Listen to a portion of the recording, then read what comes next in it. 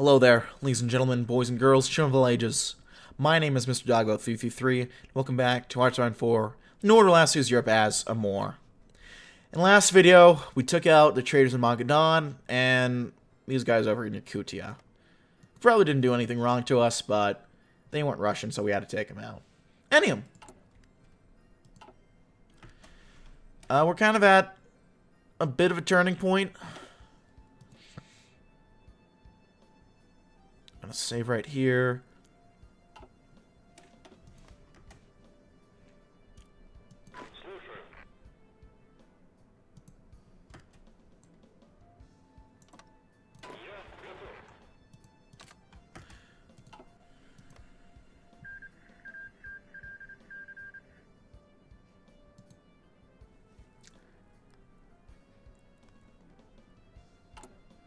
I have a bit of an idea of what to do.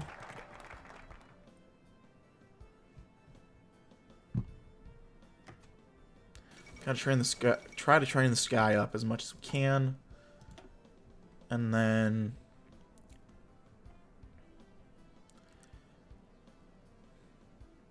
after that, the fallacy of class struggle.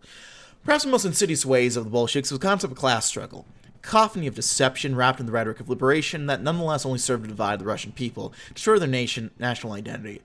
By reducing man to his station, by defining him to his work, is that not exchanging one shackle for another?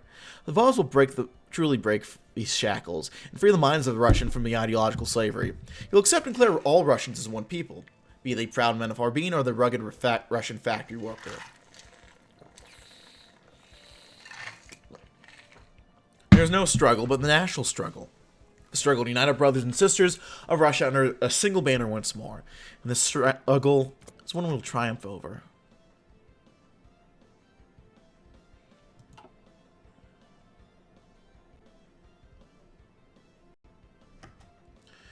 We can put more production units into stuff. Military units, I think, is the play. I think with that, we need more motorized, I know. Yep.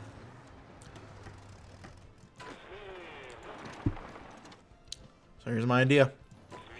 Try to VP rush and move around them.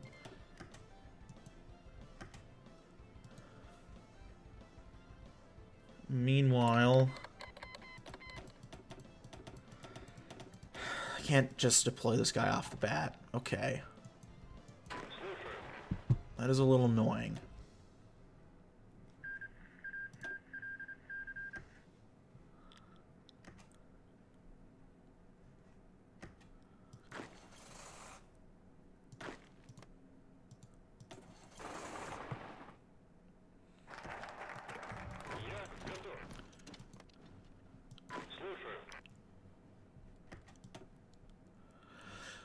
We'll do Rivers of Blood, all for Russia. Actually, not bad at all.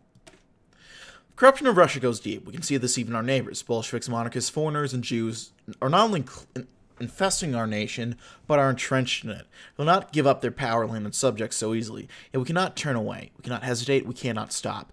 Millions are standing in our way. Millions of our brothers and sisters. Their minds warped by the machinations of the enemy. It does not matter if their choice was made willingly or not, for too many are beyond salvation. We must not let this dissuade us from what must be done. Our humiliation shall be avenged, and Russia shall be cleansed by the fires of fascism, even we must wade for notional blood to achieve it.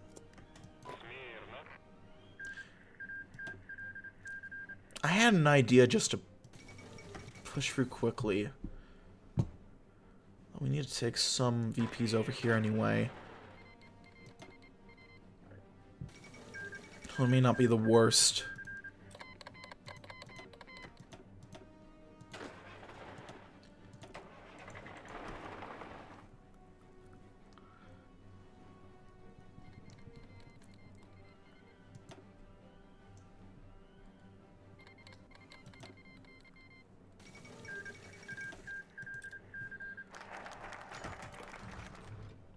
And that brings us to the end of our tour. The warden adjusted his cap, pulling it down about slightly.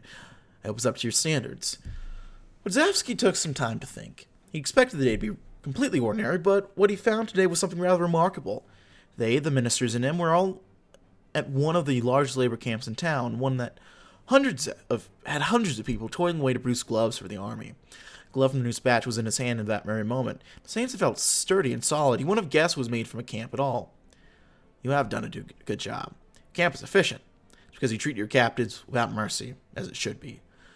The war relaxed, but Rudzewski wasn't finished. One important question. Your workers are tired, starved, weak. I've seen their faces. This group won't last much longer. How will you keep this operation going? Of course, I can assure you, sir, there will be no issue with finding new workers. There's still many enemy soldiers and spies, after all. The Vaz was satisfied with that answer, nodding at the warden. Don't hold back on them, he said. There must be worked to death to bring forth a new Russia. There's a price I will happily pay tenfold.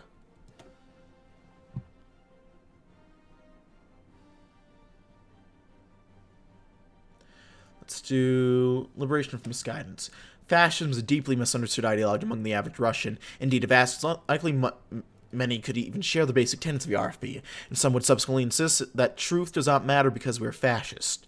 Such small-minded people are a burden, but one we must confront. A solution when faced with ignorance is offer enlightenment. It's time the Russian people learn the truth of fascism, learn our beliefs, values, doctrines, and statutes. Let there be no ambiguity of where we stand on the questions that must be asked on politics, society, and life itself. While it may take some time, after enough sessions and with some strategic encouragement, they will come to see, as Vaz does, embrace fascism, as will all of Russia. We're getting an okay amount of stuff and political power. Apparently we have some pretty beefy reserves too, it looks like.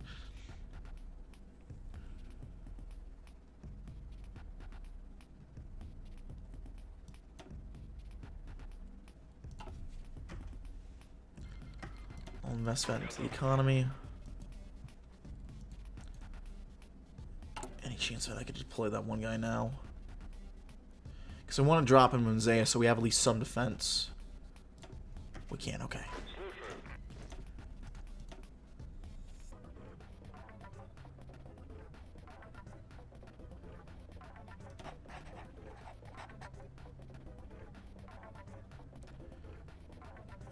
Fallback line.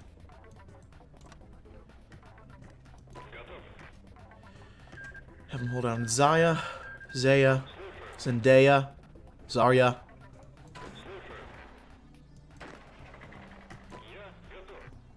However you say it.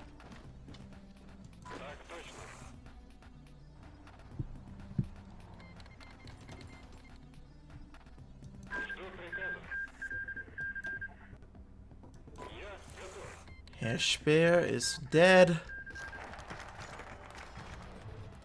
He was not a particularly distinctive man. He did whatever his country asked of him, but wasn't exceptionally committed to it.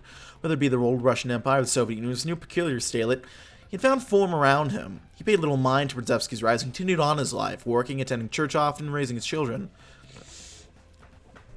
Yet recently there had been a clear shift in the atmosphere on Zaya. While they were always somewhat boisterous before, the fascist party seemed to have overtaken public life in its very new and obvious ways. Just the other day, his son came home from school, seeped in praise upon the Vos, and excitedly telling Vadim the tales of his conquest. Charlie personally led the long march from Harbin to liberate Zaya from the depravity and tyranny of Yagoda's government. The boy spouted words he probably didn't even understand, yet Vadim couldn't help but feel somewhat proud at how his son seemed passionate about the nation's affairs. This particular memory came to mind. As walking out of church on a Sunday, Vadim was greeted by one of the fascist party's black shirts, a distinctive, well-groomed and well-spoken man who, after some small talk and conversation about the service, offered Vadim a small book. He felt obligated to accept. After all, the man asked him to do his part for the salvation of Russia. Division speed. Sorry. Men of godly values are ones he could trust. Once he returned home, Vadim settled down to read the book Forgotten Russia was called. No harm in learning more about the boss, Vadim thought to himself. He opened the book and began poring over the pages, finding there was much in it to ponder over. You know, he makes some good points. Next, venomous spirits everywhere. So venomous sights everywhere, sorry.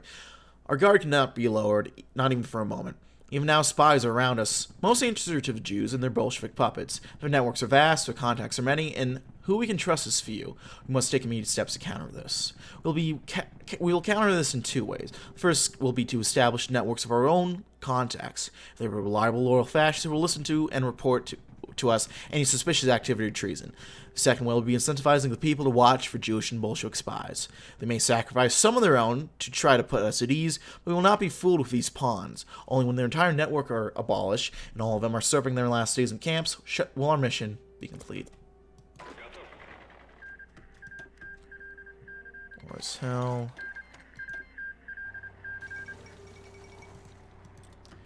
Declaration of the Arab People's Republic, so that's cool.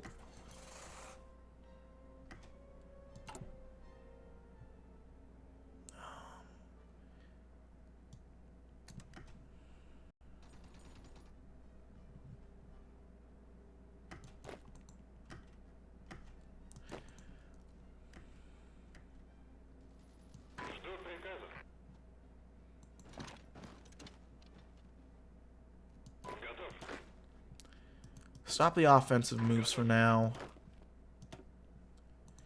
You move down there. You move over here if you can. You stop attacking.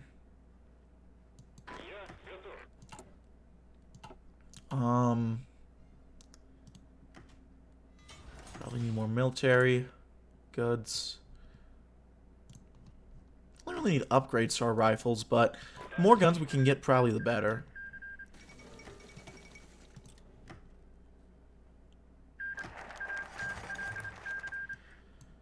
Shit!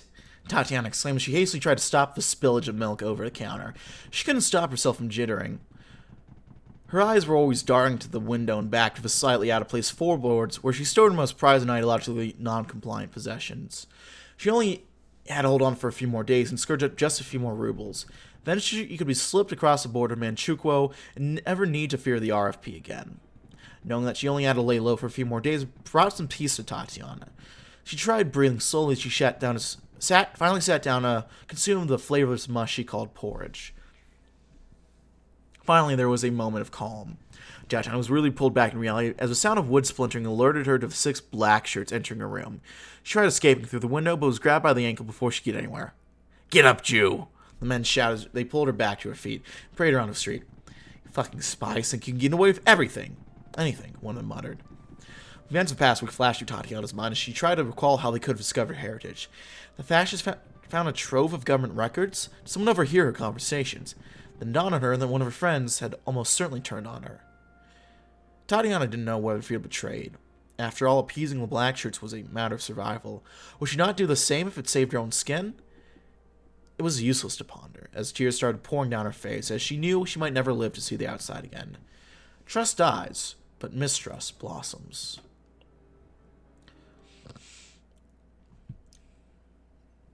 We'll do an orthodox soul, a zealous body. If Russia is the chosen nation of God, the Russian Fascist Party is a chosen body, and the Vol is his favorite disciple. And God has chosen well, for who else possesses the strength, the wisdom, and the piety to lead and unify Russia? Who but the Vol possesses the grace, the vision, and the humility to lead the Russian people's salvation? Tsar Alexei, but he's not here. But with that in mind, none. That's who. Yet God will not grant us the victory without toil and sacrifice. For God we must fight. For an Orthodox Russia to be restored, it must be conquered. Take heart, good citizen. Lend your ears to the words of the party. Open your eyes to the Vol's vision. Take comfort in their commands and solace their declarations. For they speak not merely with the authority of law, but the authority of God himself.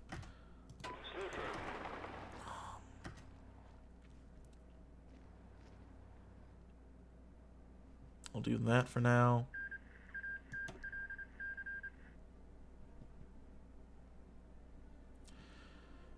That is nice to see.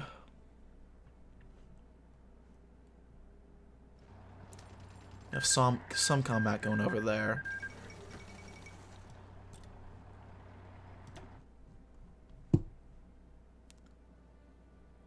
Reshkom Zarya of Ukraine is actually doing pretty well. I think I've usually seen them either do well enough to win, or they hold out until they get bailed out. get this going.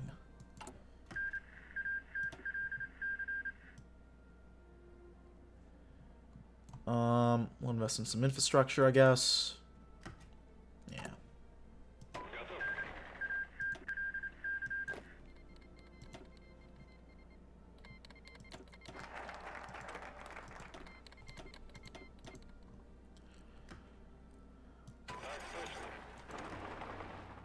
We'll see if we can't... Maybe I'll get a bit of an encirclement done over here.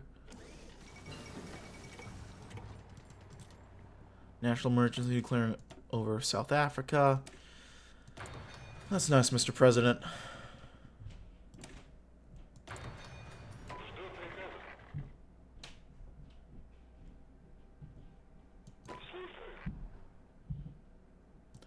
This would encircle one of their guys. As a result...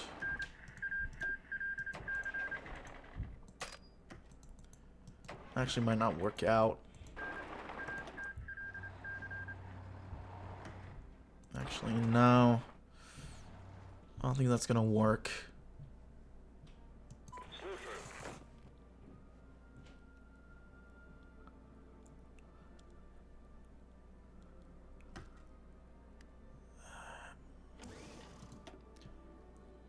Game, you're killing me.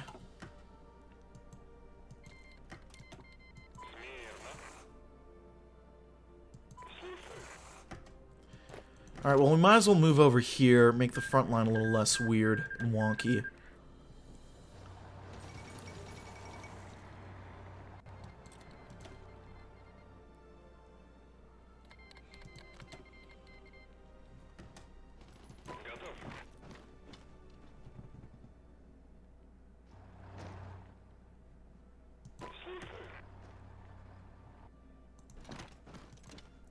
Take this VP over here.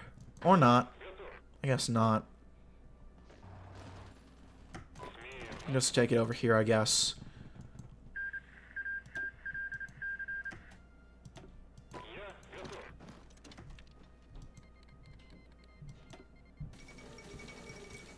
Morovo is unifying. Shit.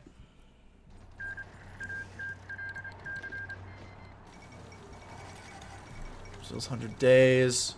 U.S. forces have taken over the Philippines.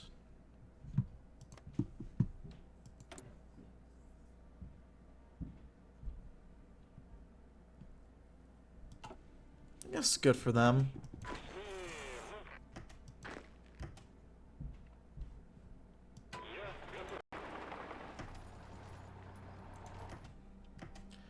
Apparently we can safely push from here on out. Actually does kind of work.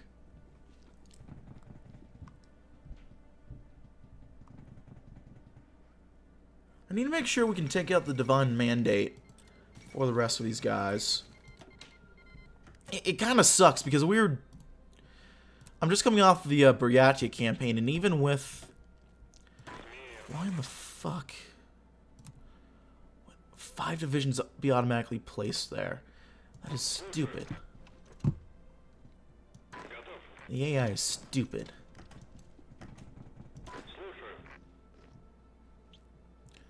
Well, also, we might not even want it to be this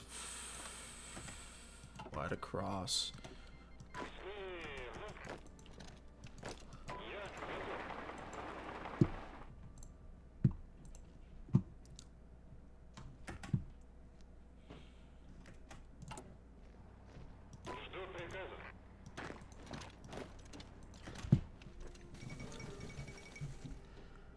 What is going on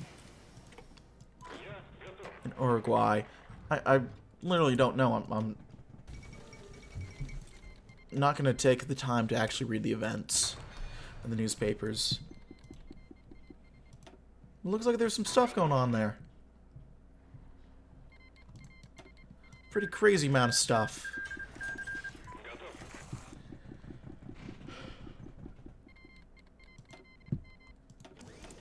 Free civilian factories. We need more hospitals, especially in Amur. You know, if I can get a hospital, I'll take a hospital.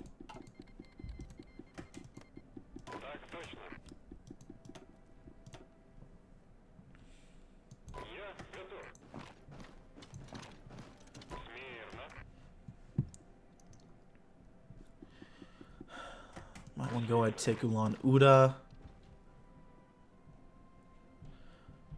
Which I thought that was supposed to be named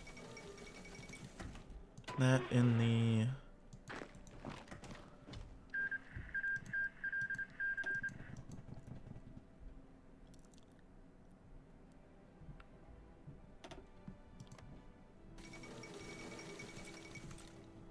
Shasha was defeated.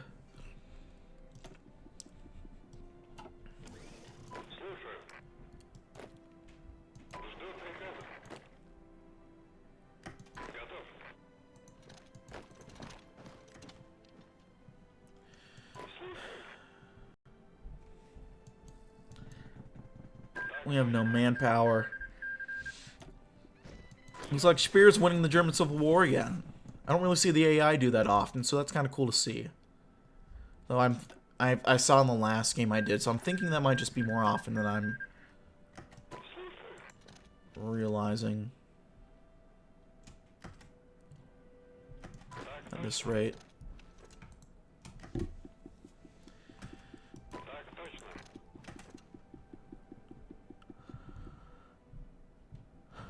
Okay, we're officially in one big-ass encirclement.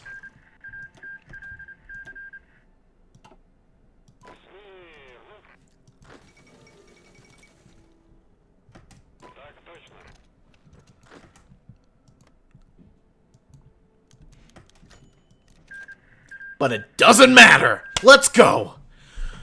Oh, fuck me. This shit sucks.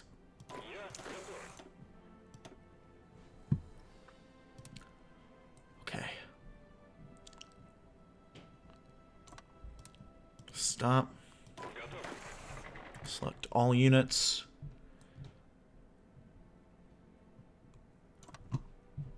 And then we need to make sure they can do offensive line all the way up here.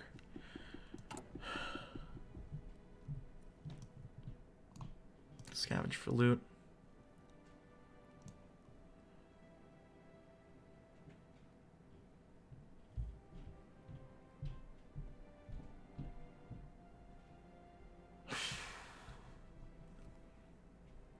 Right, chaos I'm spreading.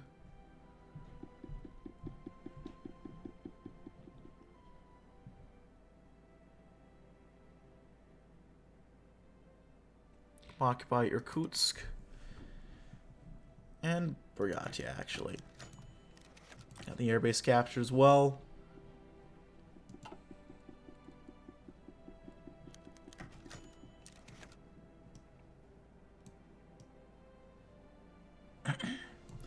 Genrik Yagoda was not treated well upon his arrival in Zaya.